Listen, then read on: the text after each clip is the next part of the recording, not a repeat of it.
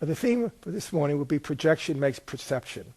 This is one of those vitally important principles in the Course. In fact, it's so important that it's repeated in the text. In a sense, it goes to the heart of what the ego attempts to have us do, and then understanding it goes to the heart of how the Holy Spirit undoes what the ego's attempt is.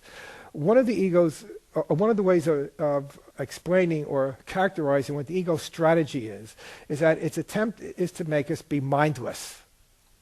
Right? Its terror is that if we ever return to our mind, we would change our mind. And our original decision for the ego, which is the thought system of being an individual and being special and being unique, a thought system that we have identified with, so in that sense we have become the ego, that thought system will be undone simply by changing our mind.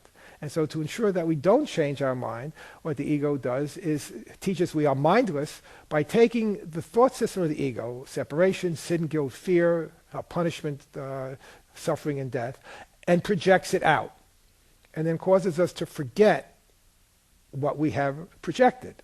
It's like a veil of forgetfulness, or an iron curtain, a curtain of amnesia falls across our minds, and we have no memory that what we are perceiving outside is what we have perceived inside.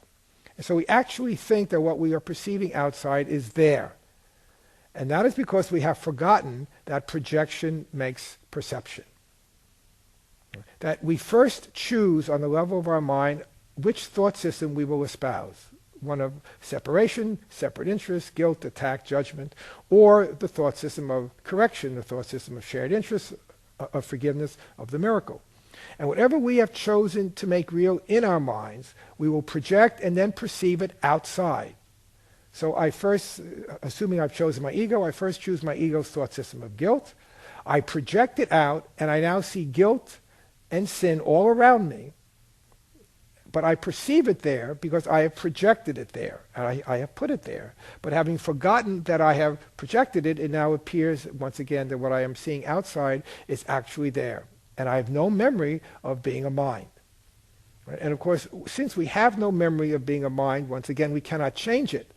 And if we can't change my mind, then the original decision for the ego is preserved forever, or seemingly forever. And there is no hope. The hope that Jesus offers us in the Course is in that idea that projection makes perception.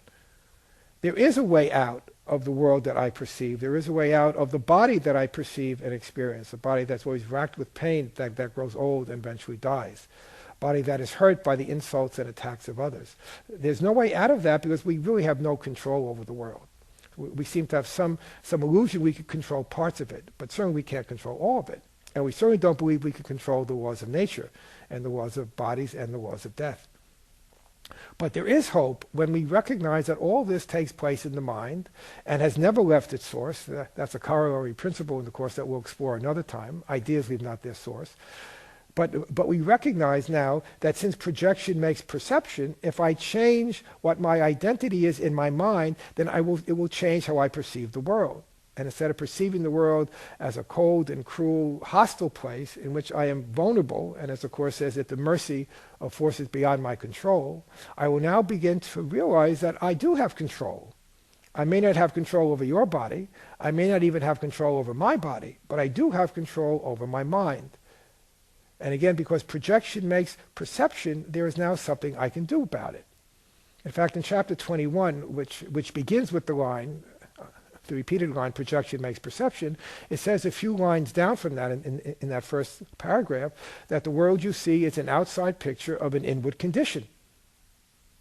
The world you see is an outside picture of an inward condition. The inward condition is my mind's decision. And if I've chosen my ego, then the world I see outside, the world I perceive, will be a world of egos. Attack, separation, sin, guilt, fear, judgment, and eventually death. But that's because I've put it there. Projection makes perception. But because I projected it out and see in you all my judgments of myself, all my thoughts of sin and guilt and what a horrid person I am, because I'm the one who separated from God and betrayed his love and abandoned his presence. And rather than accuse you of that, I now recognize that this is a projection of what I believe and have made real in my mind. Lesson 134 in the workbook says, when you're tempted to accuse someone of anything, you should first stop and ask yourself, would I accuse myself of doing this? Because of projection making perception, I'm accusing you of what I'm secretly accusing myself of. But when I can reverse that projection, which is the role of the miracle, and I bring back to my mind what I put outside onto your body or my body, and I bring it back to my mind, I now remember I have a mind, I become mindful instead of mindless, and now I could change my mind. That's where the hope is, and projection makes perception is the way that I can make that choice, because it helps me understand what my ego has done. And the miracle takes what I have put outside once again, brings it back inside of my mind, where I now look at it and I can now judge it through Jesus' eyes instead of my ego's eyes, and thereby let it go.